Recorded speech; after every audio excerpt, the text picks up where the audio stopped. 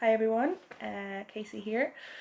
I was about to say happy Halloween, happy October. As part of my channel with doing the true crime, which is what fascinates me, I also wanted to do some like mystery videos, stuff like that. And I thought for Halloween, I've said it again, for October, I thought I would lose my train of thought. I thought I would do some little mini videos just on some of the Irish myths and legends that we have here.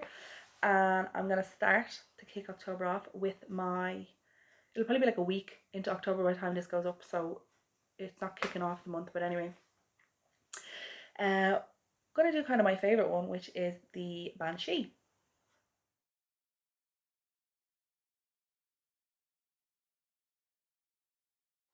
So I'm sure everyone has heard of the Banshee. It's used a lot in like popular culture. It's used in movies and everything. Uh, but the Banshee is essentially a foreteller of death.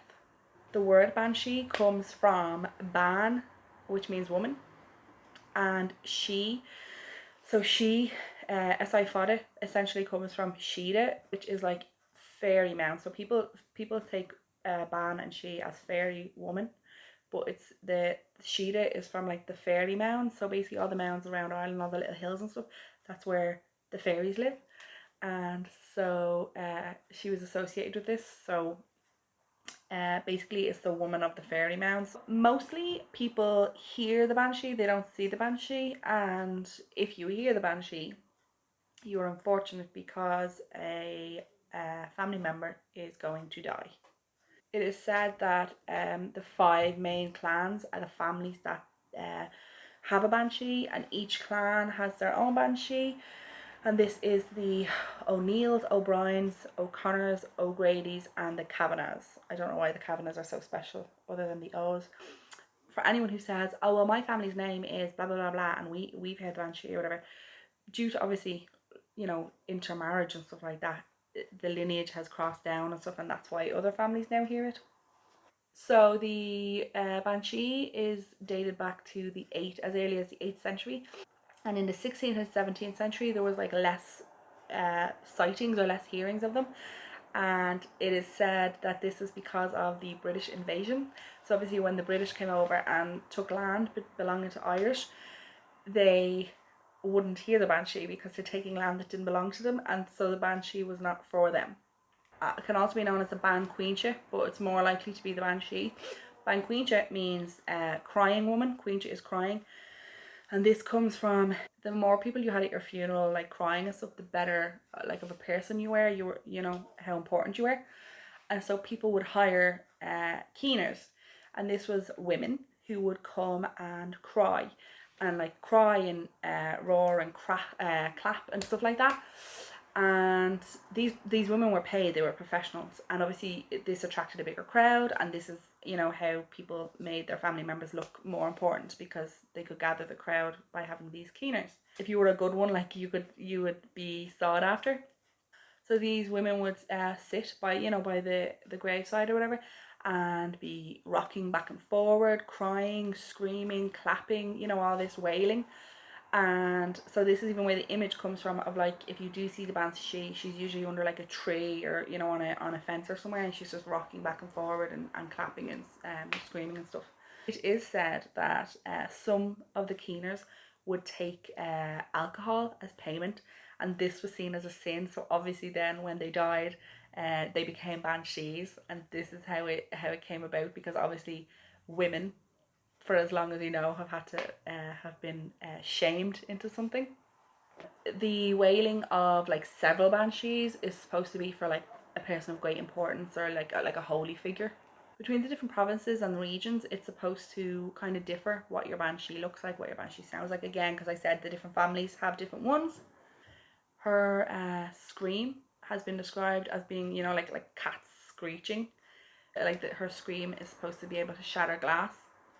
It's kind of said like a banshee is not there to harm you. She's just foretelling the family member's death, and some look at it as she is there to to help that person then to move on to the next world.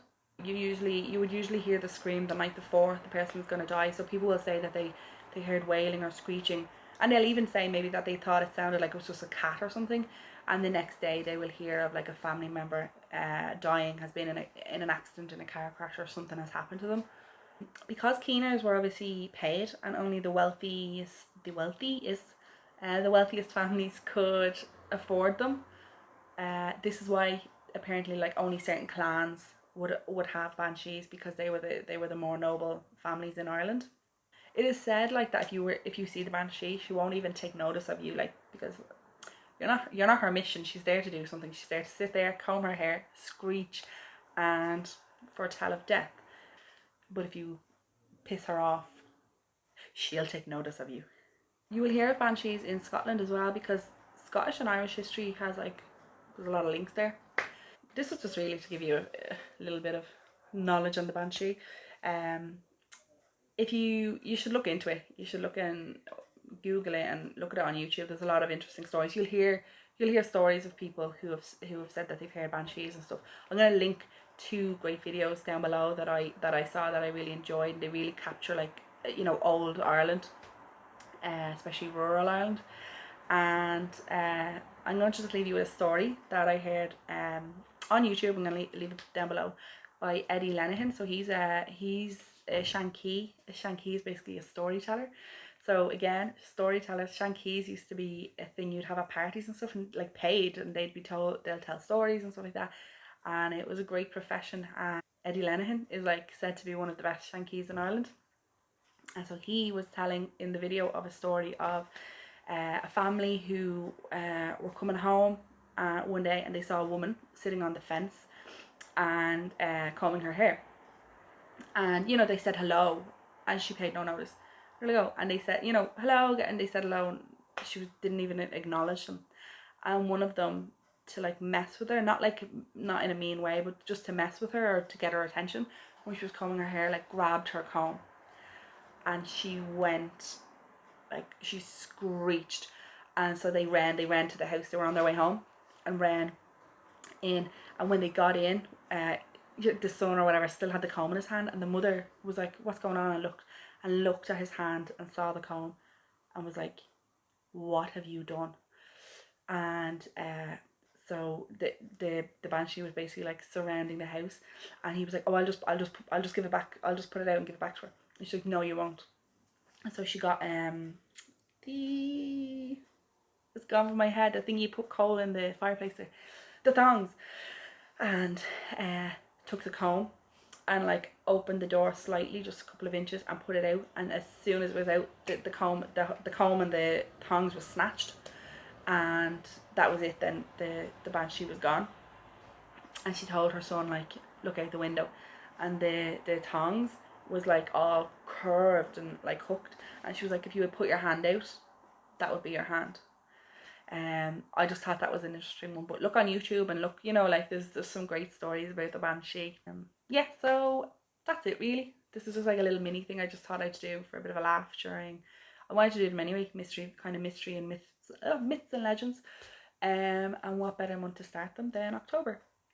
I will also be bringing you other ones. If you want to hear if there's any certain ones you want to hear about, let me know.